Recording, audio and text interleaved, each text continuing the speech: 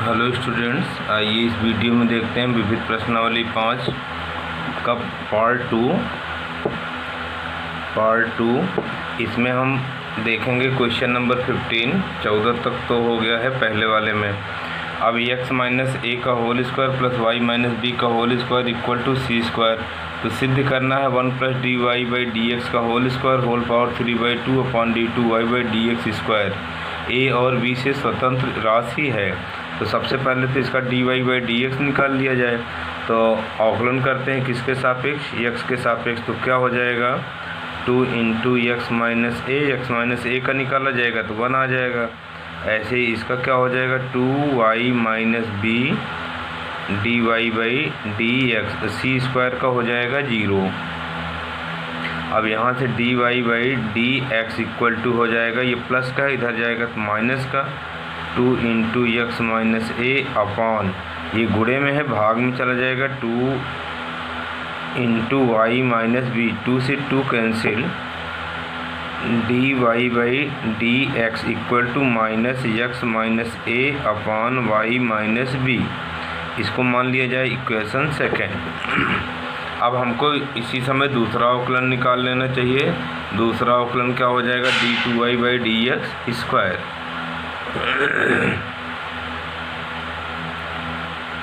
D two y by D x square, minus ऐसे बाहर रहने दो, हर गुणे अंश का अवकलन x माइनस ए का अवकलन 1 हो जाएगा, माइनस अंश x minus a y minus B का अवकलन क्या हो जाएगा d Y by D x बटे हर का वर्ग, हर क्या है y माइनस बी, इसका स्क्वायर हो जाएगा y माइनस बी का whole square.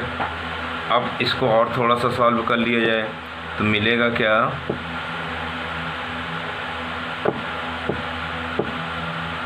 Minus y minus b into x minus a d Y by D x का मान यहाँ से रखेंगे समीकरण 1 से, तो माइनस माइनस प्लस हो जाएगा एक्स माइनस ए upon Y minus b upon इस पूरे के बटे वाई माइनस बी का whole square, y minus B का होल स्क्वायर। अब इसको और सॉल्व करते हैं तो मिलता क्या है माइनस, अब इसका एलसीएम हो जाएगा वाई माइनस बी और यहाँ हो जाएगा वाई माइनस बी का whole square plus x minus ए का होल स्क्वायर और अपॉन में क्या है वाई माइनस बी का होल स्क्वायर। और सॉल्व किया जाएगा तो ये इतना देखो समीकरण 1 से सी स्क्वायर के बराबर है, तो हो जाएगा क्या minus c square upon Y minus b और इसको डिवाइड में करेंगे तो 1 अपॉन वाई माइनस बी का whole square, y minus B का होल स्क्वायर। अब इसको और सॉल्व किया जाएगा तो हो जाएगा minus c square upon Y minus B का होल क्यूब। ये इक्वेशन 3 हो गया। यहाँ तक कोई समस्या नहीं होनी चाहिए। D two y by D x square अब हमारा समीकरण बन गया है। अब इसको जो प्रूव्ड करना है उसी में रख दिया जाए। प्रूव्ड क्या करना है हमको 1 plus d Y by D x का होल स्क्वायर, फिर इतने पूरे पर घात 3/2 बटे d two y by D x square, इसी मान रखा जाए 1 plus d Y by D x.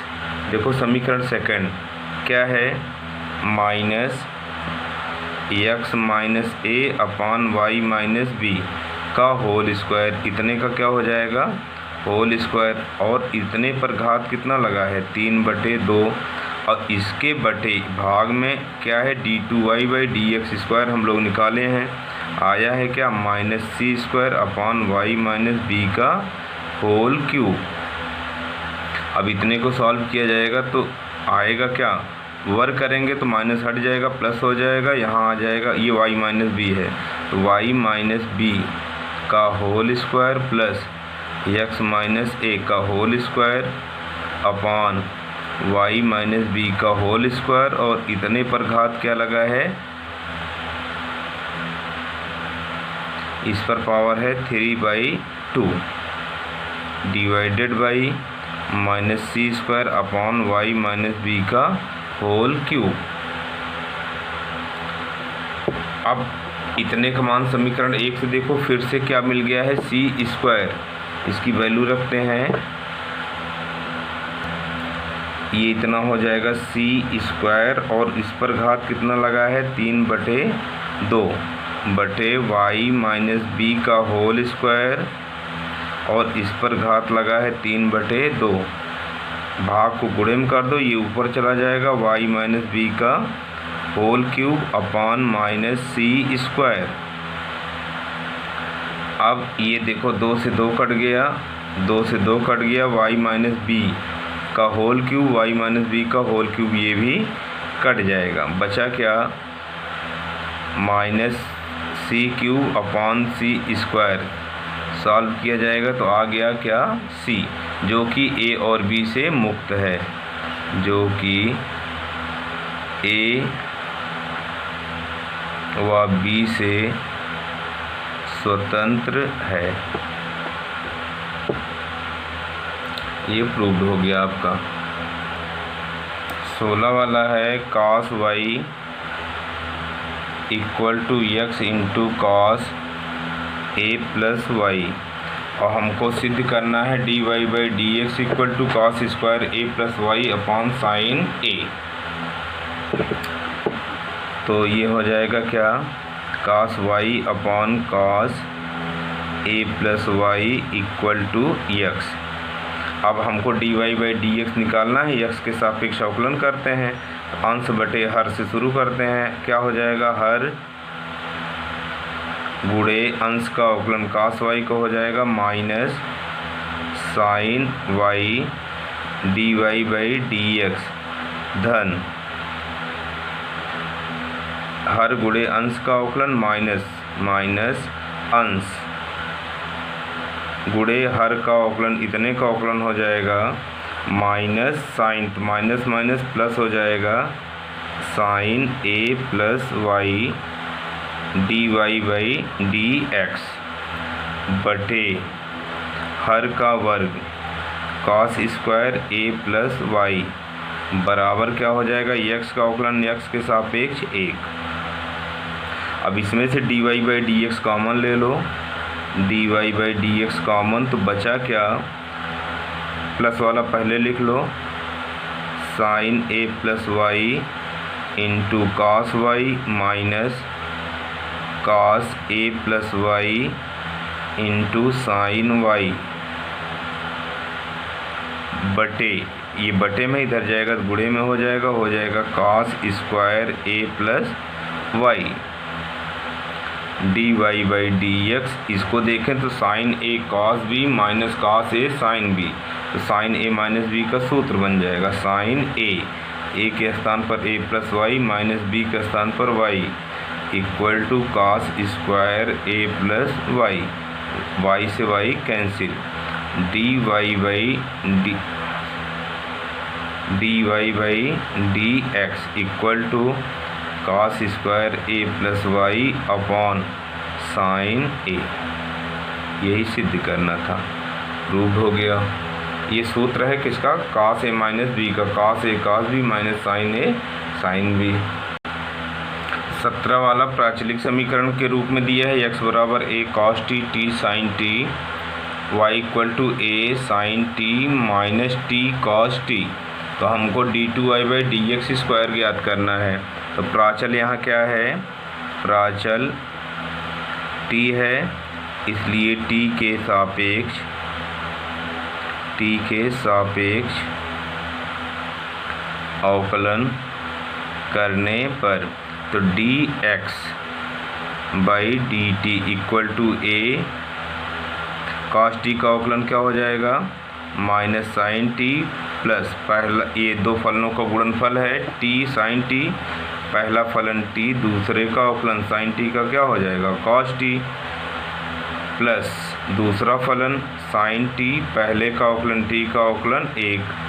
अब देखो minus sine t plus sine t cancel हो गया, आ गया क्या a t cos t इसको मान लेते हैं इक्वेशन फर्स्ट। ऐसे ही हम लोग निकालेंगे अगले का, इस वाले का आएगा क्या, dy by D T equal to, A बाहर रहने दो, साइन टी का अवकलन क्या हो जाएगा, कॉस टी माइनस दो फलनों का गुणनफल टी कॉस टी, पहला फलन टी, दूसरे का अवकलन कॉस टी का क्या हो जाएगा, माइनस साइन टी, धन दूसरा फलन, आगे माइनस लगा है तो माइनस ही रहेगा ना, माइनस दूसरा फलन कॉस टी, पहले का अवकलन टी का अवकलन क्या हो जाएगा, 1। अब इसको सॉल्व करेंगे तो ये plus cos T minus cos T cancel, अब माइनस माइनस प्लस हो जाएगा, आ गया D Y by D T equal to, minus minus plus हो चुका है, ए T sine T, equation second. अब हम लोग निकाल लें यहाँ से D Y by D X, D Y by D x equal to D Y by D T बटे D x by D T. D Y by D T का मान देखो क्या है, ए टी साइन टी बटे D x by D T क्या है, A T cos T, A T से A T cancel, sine upon cos क्या हो जाएगा, टेन टी। इसको तीसरा समीकरण मान लेते हैं। अब हमको निकालना है किसका, इसी का अवकलन किसके सापेक्ष, एक्स के सापेक्ष, तो हो जाएगा क्या, d by D x of d Y by D x equal to d by D x of tan t. तो इसको तो हम लिख लेते हैं क्या, d two y by D x square, दूसरा अवकलन ये हो गया, लेकिन इसका टेन टी का एक्स के सापेक्ष निकलेगा तो हो जाएगा सेक स्क्वायर टी और D T by D x है ना, ये डी एक्स से ऊपर नीचे गुणा कर देंगे तो यहाँ डी टी, यहाँ D T by D X आ जाएगा, D T by D x. अब देखो हमको तो D T by D x का मान चाहिए, और समीकरण 1 को देखें तो वहाँ क्या निकाले हो, D x by D T, तो इसको 1 अपॉन कर दें तो इसको लिख सकते हैं 1 upon d x by D t, मान रख दिया जाए sec square t into 1 upon d x by D T, d x by D T क्या है, A T cos t, solve किया जाएगा तो आएगा क्या,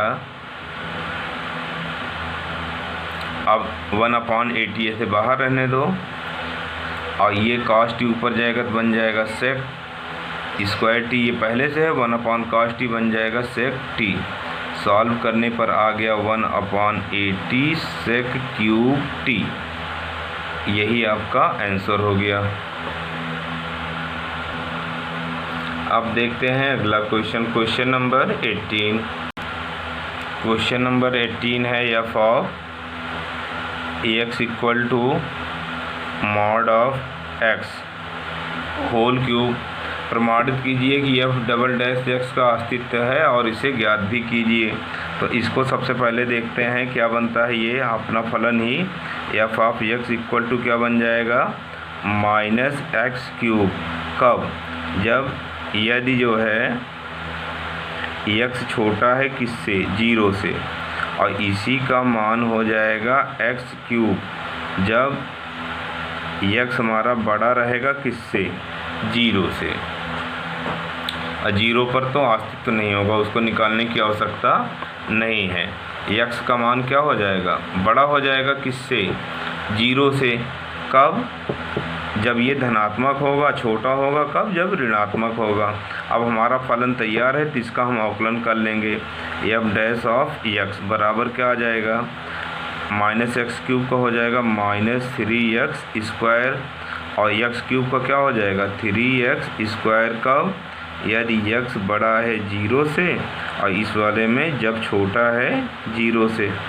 अब F double dash of x दूसरा अवकलन निकाल लो, तो 3 दूना 6 माइनस 6x, और इसका 3 दूना 6x, कब, यदि x छोटा है 0 से और यदि x बड़ा है 0 से। ये आंसर हो गया। अब अस्तित्व का कैसे पता चला, यहाँ जब छोटा लिया तो देखो ऋणात्मक आ गया, जब x को धनात्मक लिया अर्थात 0 से बड़ा लिया तो क्या आ जाएगा, धन आ जाएगा। मॉड में रख के देख लो, है ना। तो ये आपका हो गया क्वेश्चन नंबर 18। अब देखते हैं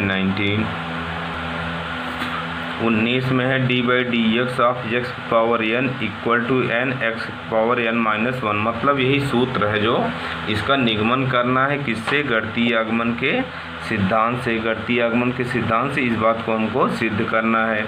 तो गणितीय आगमन का सिद्धांत हम लोगों को पहले से पता है कि ये 3 स्टेप में चलता है। सबसे पहले स्टेप 1 से गणितीय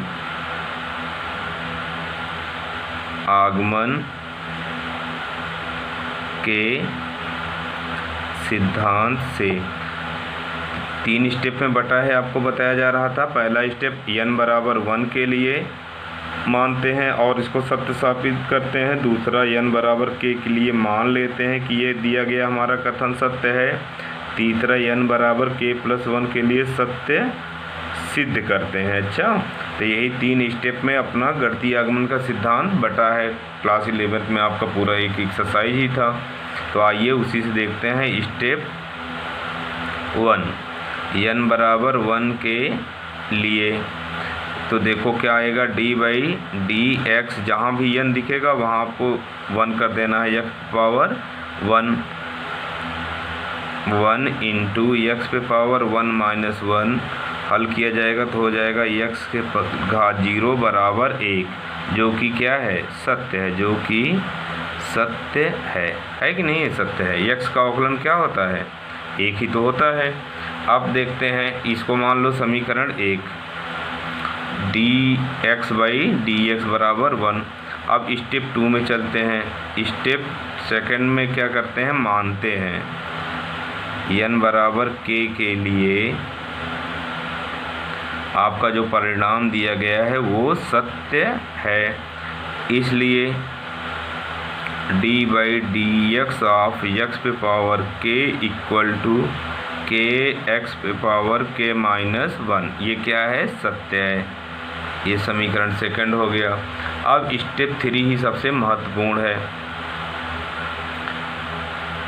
स्टेप 3 में क्या करते हैं, n बराबर k प्लस 1 के लिए आ जाओ, d by D x of x पे power k plus 1 equal to k plus 1 into x पे पावर k प्लस 1 माइनस 1 होना चाहिए। यही हम सिद्ध कर ले जाएं तो हम लोगों का ये जो कथन दिया गया है वो सत्य साबित होगा। तो जहाँ x फार्मूले पर जहाँ n था वहाँ क्या लिख दिया गया, k प्लस 1। अब इसका बायां पक्ष लेके चलते हैं, देखते हैं क्या आता है। LHS बराबर D by D x of x पे पावर k प्लस 1। इसको आप क्या लिख सकते हो, D by D x of x पे पावर k इंटू एक्स। अब दो फलनों के गुणनफल का नियम लगा दो, क्या हो जाएगा, पहला फलन x पे पावर k, दूसरे का अवकलन d by D x of x धन दूसरा फलन x, पहले का अवकलन d by D x of x पे पावर k। अब इसको और हल किया जाएगा तो x पे पावर क्या मिलेगा, k, है ना, into d by D X क्या आया था, 1 आया था, प्लस समीकरण 1 में ना x का अवकलन x के सापेक्ष 1 प्लस x पावर k समीकरण सेकंड से। अभी हमको पता नहीं है कि x पावर k का अवकलन क्या होता है। वैसे तो आप जानते हो कि x पावर k माइनस 1 हो जाएगा, लेकिन यह बात समीकरण सेकंड हमको बता रहा है।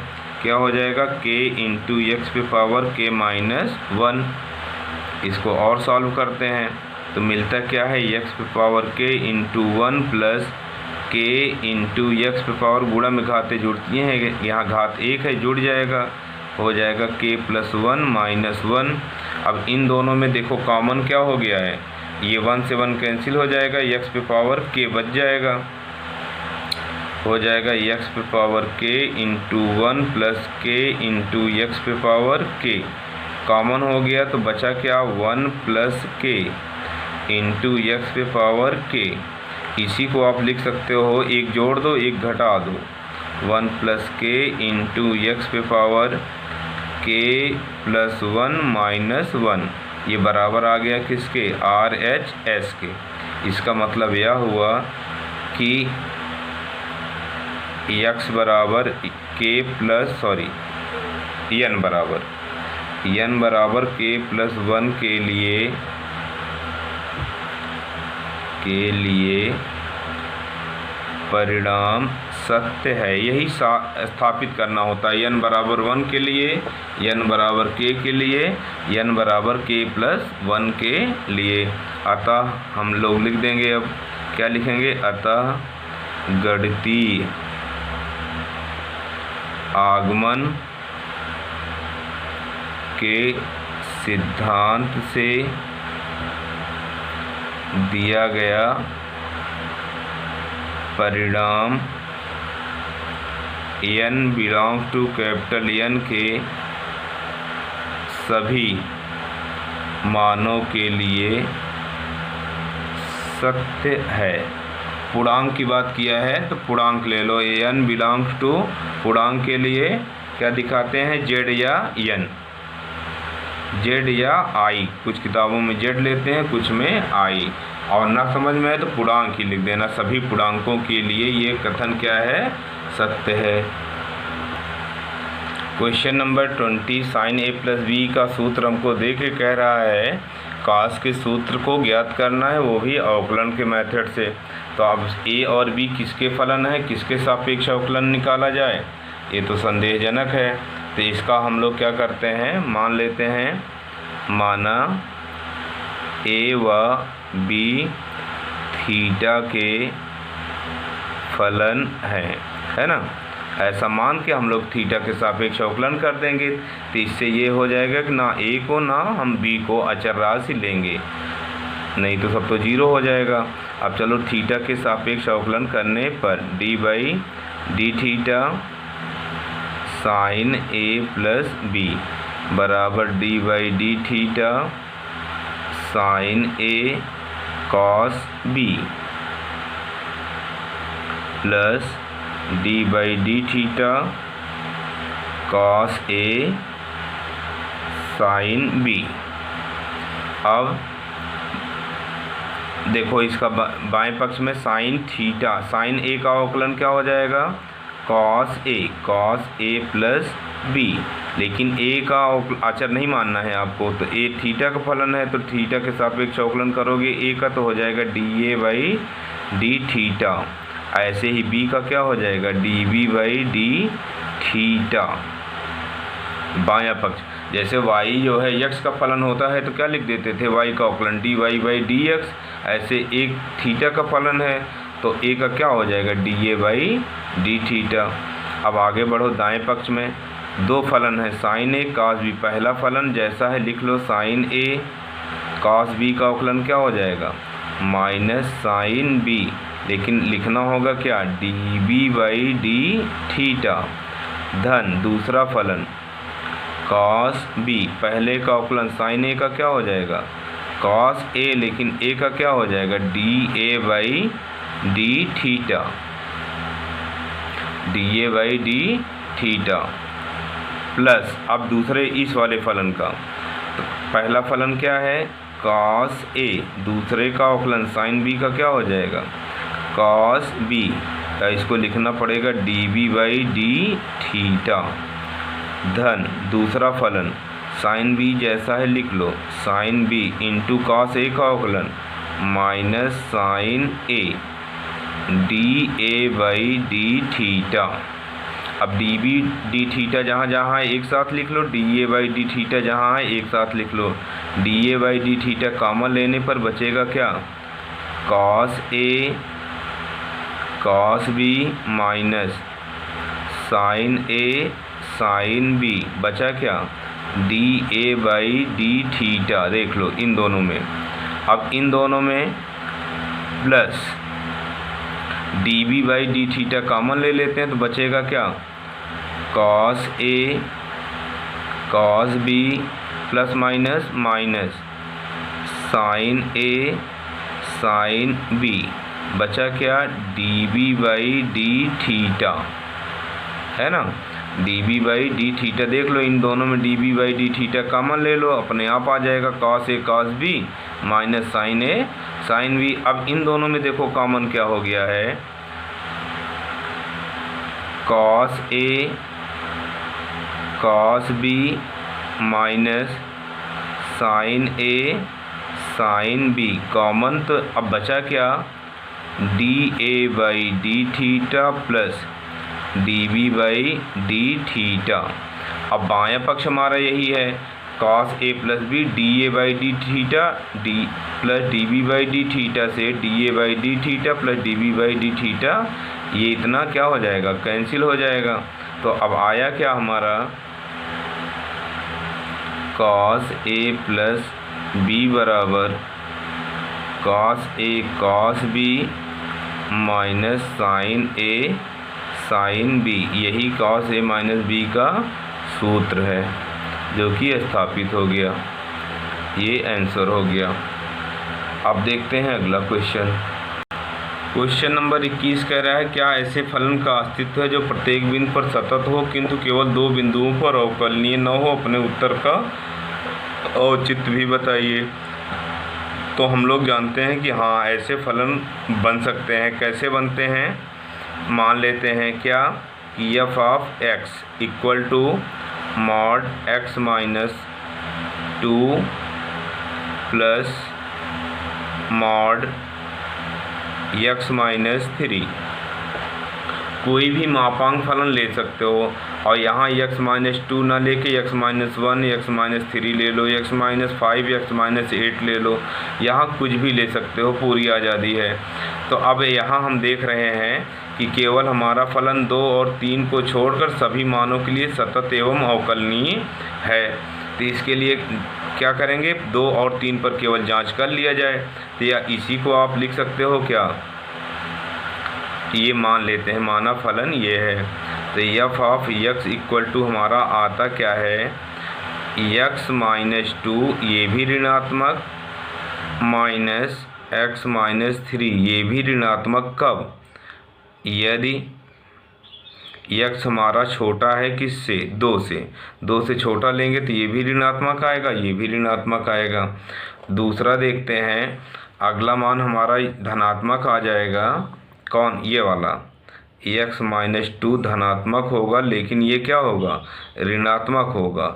कब, यदि हमारा जो है x 2 से बड़ा हो अथवा बराबर हो, लेकिन छोटा हो अथवा बराबर हो किससे, 3 से। अब ये अगर 3 से बड़ा हो जाएगा, दोनों क्या हो जाएंगे, धनात्मक हो जाएंगे। x minus 2 plus x minus 3 दोनों धनात्मक होंगे। कब, यदि x हमारा बड़ा हो जाए किससे, 3 से।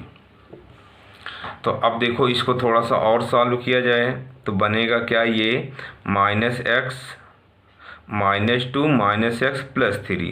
तो माइनस एक्स हो जाएगा माइनस 2x और प्लस 2 प्लस 3 कितना हो जाएगा, प्लस 5। ये कब के लिए नियम है, यदि x का मान 2 से छोटा है। 2 से छोटा लेंगे तो ये भी ऋण होगा, ये भी ऋण होगा। अब अगला देखो, बीच वाले को सॉल्व करते हैं। तो माइनस एक्स से x कैंसिल, माइनस 2 प्लस 3 आ जाएगा प्लस का 1। ये नियम कब है, यदि 2 से बड़ा है हमारा x लेकिन छोटा है अथवा बराबर है किससे, 3 से। अब सबसे नीचे वाला सॉल्व किया जाएगा तो x कितना हो जाएगा, 2x माइनस 2 माइनस 3 कितना हो जाएगा, माइनस 5। कब, यदि x बड़ा होगा किससे, 3 से। तो यहाँ रख के खुद से देख सकते हो ना। तो ये फलन क्या है, x माइनस 3 अगर 3 से बड़ा लोगे धनात्मक आ जाएगा, दोनों धन ले लिया गया। 2 से छोटा रहेगा, 2 से ये बड़ा रहेगा तो ये वाला धनात्मक, 2 से बड़ा और 3 से छोटे पर मान ये क्या देगा, ऋणात्मक देगा, ये लिखा गया है। तो ऐसे ये सॉल्व कर लिया गया। हमारा फलन क्या आ गया, एफ ऑफ एक्स। अब इसके लिए हम पहले सांतता की जांच कर लें। यही हमारा फलन बन गया, इसको एक समीकरण नाम दे दो, समीकरण 1। यही हम अपना पूरा सवाल ही समीकरण 1 हो गया। अब यहाँ हम देखते हैं कि चूँकि यह यह बहुपदी फलन है जो कि क्या होता है, सतत होता है, जो कि सतत होता है। अब केवल किसको छोड़ना है, जहां बराबर का सिंबल है। बराबर कहाँ है, 2 और 3 को।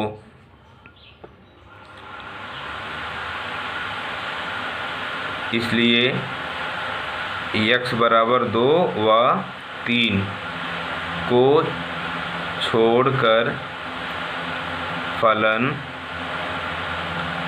सभी बिंदुओं पर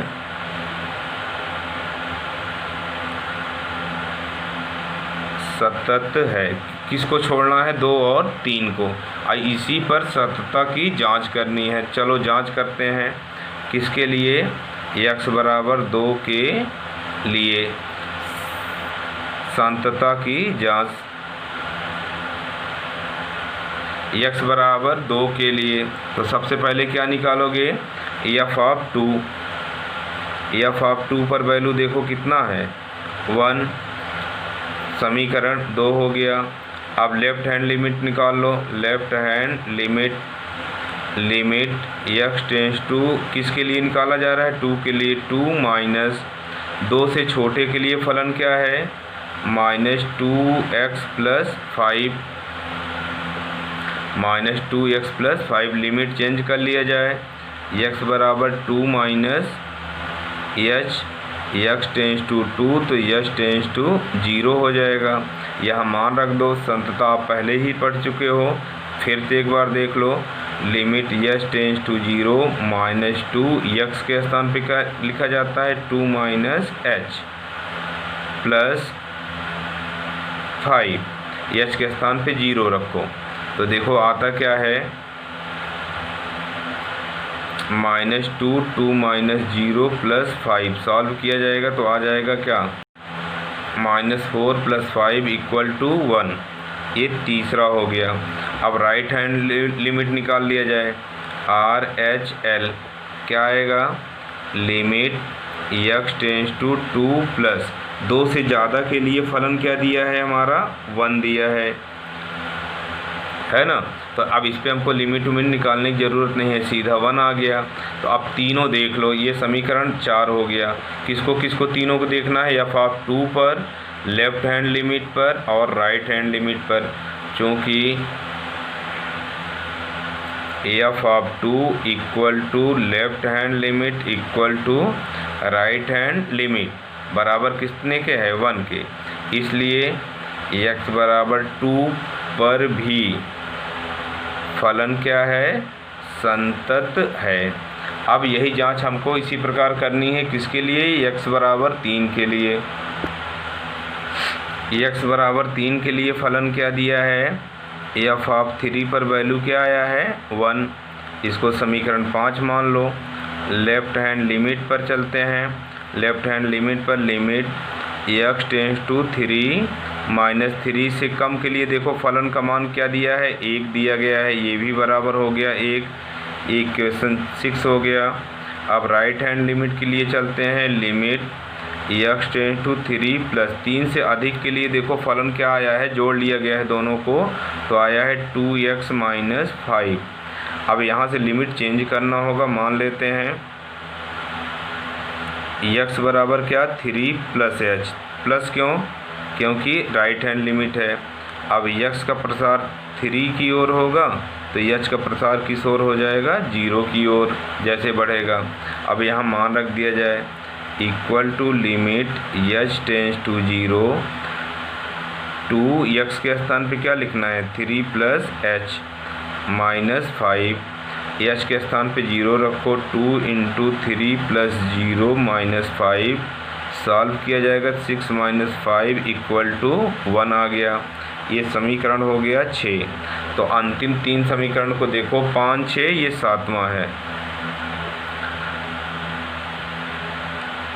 समीकरण 5 6 व 7 से देखो क्या मिल गया आपको, f of 3 equal to left hand limit equal to right hand limit. ये सब किसके बराबर हैं, 1 के। इसका मतलब यह हो गया कि ये फलन क्या है, एफ ऑफ एक्स बराबर हो गया। इसका मतलब यह हो गया कि फलन जो है x बराबर 3 पर भी संतत है, अर्थात F of x comma x के सभी बिंदुओं पर संतत है। पहली चीज़ यही कहा था, क्या कोई ऐसा फलन है जो x के सभी बिंदुओं पर संतत हो किंतु 2 बिंदुओं पर अवकलनीय ना हो। अब हमको इसकी जांच करनी है अवकलनीयता के लिए। तो हमारा x के सभी मानों के लिए क्या है, संतत है, जहां x बिलोंग करता है किससे, r से, सभी वास्तविक मानों के लिए। अब हमको जांच करना है इसकी अवकलनीयता की, तो f डैश ऑफ x निकालना होगा अवकलनीयता की जांच के लिए। अवकलनीयता के लिए f डैश ऑफ x निकाला जाएगा। पहले ऊपर हमारा क्या आया था, फलन आया था 5 माइनस 2x, इसका अवकलन किया जाएगा तो -2 आ जाएगा। और बीच में हमारा अचर 1 था, 1 का अवकलन क्या हो जाएगा, 0 हो जाएगा। अब तीसरा वाला फलन अपना क्या था, 2x माइनस 5, 2x माइनस 5 का अवकलन क्या होगा, 2 होगा। ये कब था, यदि x हमारा छोटा था किससे, 2 से। ये वाला कब था, जब x हमारा 2 से बड़ा था, 2 से बड़ा अथवा बराबर था लेकिन छोटा था किससे, 3 से। और 2 मान हमारा कब आया, जब x बड़ा है किससे, 3 से। अब देखेंगे किसी भी स्थिति में हमारा लेफ्ट हैंड डेरिवेटिव इक्वल नहीं होगा। देखो f डैश ऑफ 2 पर मान कितना दिया गया है, 0, जबकि लेफ्ट हैंड डेरिवेटिव x बराबर 2 के लिए देखा जा रहा है, 2 के लिए, जबकि लेफ्ट हैंड डेरिवेटिव LHD 2 से कम के लिए देखो क्या मान आया है, -2। और जबकि RHD right hand derivative RHD 2 से अधिक के लिए कितना दिया है, 2 से ज़्यादा के लिए भी 0 है। तो मतलब देखो ये दोनों बराबर नहीं है। क्या बराबर नहीं है, left hand derivative does not equal to right hand derivative. इसलिए x बराबर 2 पर फलन अवकलनीय नहीं है। ऐसे ही अगला निकालोगे किसके लिए, x बराबर 3 के लिए। x बराबर 3 पर देखो f डैश ऑफ 3 कितना दिया है, 3 पर कितना है, 0। लेफ्ट हैंड डेरिवेटिव देखो 3 से कम के लिए भी कितना है, 0 है। राइट हैंड डेरिवेटिव देख लो 3 से अधिक के लिए कितना अवकलन आया है, 2 आया है। क्या दोनों बराबर हैं, नहीं, क्योंकि LHD इक्वल नहीं है किसके, राइट हैंड डेरिवेटिव के। इसलिए x बराबर 3 पर भी फलन अवकलनीय नहीं है। यही बात सिद्ध करना था। x के सभी मानों के लिए देखो यहाँ x के सभी बिंदुओं पर संतत है, लेकिन 2 बिंदुओं पर, 2 और 3 पर हमारा फलन अवकलनीय नहीं है। तो यही पूछा था क्या ऐसे फलन का अस्तित्व है, हाँ ऐसे फलन का अस्तित्व है। अतः दिया गया फलन f of x equal to mod x minus 2 plus mod x minus 3 x के सभी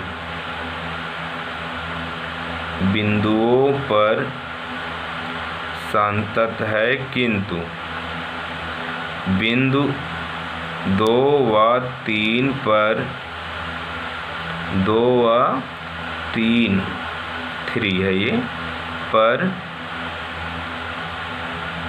अवकलनीय नहीं है। ये प्रूव्ड हो गया। अब देखते हैं अगला question.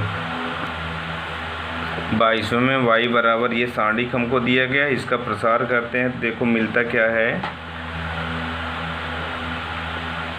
g of x G of X के सीध के तत्वों को छोड़ेंगे तो मिलेगा L N A C plus H of X.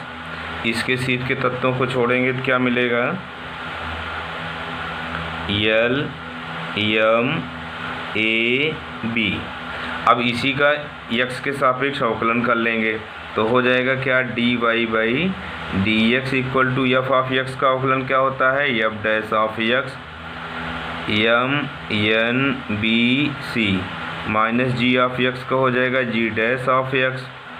इसके सीध में जो लिखा है लिख लो एल एन ए सी, क्योंकि ये सब तो अचर राशियां हैं ना, प्लस एच ऑफ एक्स का क्या हो जाएगा, h dash of x l m a b. अब इसको फिर से सांडिक के रूप में लिखेंगे तो क्या लिखेंगे, एफ डैश ऑफ एक्स और इसके उपसांडिक को लिख लिया जाएगा, ये दूसरा वाला माइनस यहाँ है तो ऊपर जाके प्लस हो जाता है, ये जी डैश ऑफ एक्स, तीसरा है एच डैश ऑफ एक्स। तो इसकी उपसांडिक क्या है, एम एन बी सी। इसका उपसांडिक क्या है, एल ए एन सी अपनी जगह है, एच डैश ऑफ एक्स का उपसांडिक क्या है, देखो एल एम ए बी। ये सही हो गया, यही हमको सिद्ध करना था, ये प्रूव्ड हो गया। अब देखते हैं अगला क्वेश्चन, y बराबर ई पर power a cos inverse x और हमको सिद्ध करना है 1 minus x square d two y by D x square minus x D Y by D x minus a square y equal to 0। तो ये चीज़ें अपने आप आएंगी जब इसका हम सेकंड डेरिवेटिव तक पहुँचेंगे। इसको समीकरण 1 मान लो, पहला अवकलन करो, देखो क्या मिलता है, d Y by D x. पहले फलन का अवकलन ई की पावर एक्स का, तो ई की पावर एक्स ही रहता है, ए कॉस इनवर्स एक्स। और फिर ए कॉस इनवर्स एक्स का अवकलन निकालोगे तो क्या आएगा, ए अचर राशि है बाहर आ जाएगा, मैं ऐसा लिख देता हूँ ए कॉस इनवर्स एक्स। अब देखोगे तो ज़्यादा समझ आ सकता है, ये किसका मान है, वाई का, या अभी एक स्टेप लिख लो, कॉस इनवर्स एक्स इंटू ए अपनी जगह बाहर रहेगा, कॉस इनवर्स एक्स का माइनस, तो माइनस 1 अपॉन अंडर रूट क्या हो जाएगा, 1 माइनस एक्स स्क्वायर। ये बटे में इस साइड जाएगा तो गुणे में हो जाएगा क्या, under root 1 minus x square D Y by D x equal to plus minus minus a into क्या हो जाएगा, ये ए और इसका मान हम क्या लिख सकते हैं, y। अभी लिख देंगे तो गड़बड़ हो जाएगा, ए इंटू ई पर पावर क्या है, या रखा भी जा सकता है, कोई दिक्कत नहीं है। तो ई पे पावर क्या है, ए कॉस इनवर्स एक्स, है ना, ये बटे में है, इधर चला गया। अब देखते हैं पुनः इसका एक्स के सापेक्ष अवकलन करते हैं। अभी न किया जाए, इसको लिख ही लो, 1 minus x square D Y by D x minus A, और इतना किसके बराबर है, वाई के, और इसको हम छोड़ते हैं second, d Y by D x का मान है। अब एक्स के सापेक्ष अवकलन करते हैं, दो फलनों का गुणनफल है। पहला फलन under root 1 minus x square, दूसरे का अवकलन d two y by D x square धन दूसरा फलन d Y by D x. पहले का अवकलन, इतने का अवकलन क्या हो जाएगा, रूट एक्स का 1/2 रूट एक्स। अब फिर 1 माइनस एक्स स्क्वायर का निकाला जाएगा तो 1 का हो जाएगा 0 और एक्स स्क्वायर का हो जाएगा 2x। आगे माइनस लगा है तो माइनस लग गया। पहला फलन दूसरे का अवकलन धन दूसरा फलन पहले का अवकलन बराबर माइनस ए और y का क्या हो जाएगा, d Y by D x. अब यहाँ देखो ये 2 से 2 कैंसिल हो जाएगा, माइनस एक्स बचेगा, यहाँ इसका गुणा कर दो तो हो जाएगा क्या, 1 minus x square d two y by D x square minus 2 cancel हो गया है, minus x D Y by D x, है ना। अब माइनस है, इधर आएगा तो क्या हो जाएगा, plus a d Y by D x. और साथ में इसका तो गुणा भी होना है ना, तो इसमें गुणा हो जाएगा तो हो जाएगा into root 1 minus x square equal to 0। अब इसको देखो तो आया क्या, ये 1 minus x square d2y by D x square minus x dy by D x. इतने का मान देखो समीकरण 2 से, तो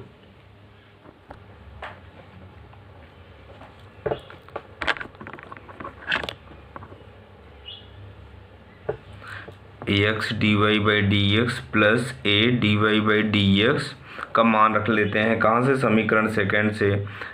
ए रहने दो, under root 1 minus x square रहने दो, D Y by D X क्या दे रहा है, ई ए पे power cos inverse X into minus ए upon root 1 minus x square बराबर 0। ये इतना कैंसिल हो गया, आया क्या 1 minus x square d2y by D x square minus x D Y by D x plus minus का गुणा माइनस ए स्क्वायर ई की power a cos inverse x equal to 0। एक स्टेप और लिख लो, 1 minus x square d2y by D x square minus x D Y by D x minus a square, और ये इतना क्या है आपका क्वेश्चन है y के बराबर है, बराबर 0। और यही हमको सिद्ध करना था, ये प्रूव्ड हो गया। देख लें इसको। अब ये एक्सरसाइज आपका 5 कंप्लीट हुआ। अब अगले वीडियो में देखेंगे अवकलज के अनुप्रयोग।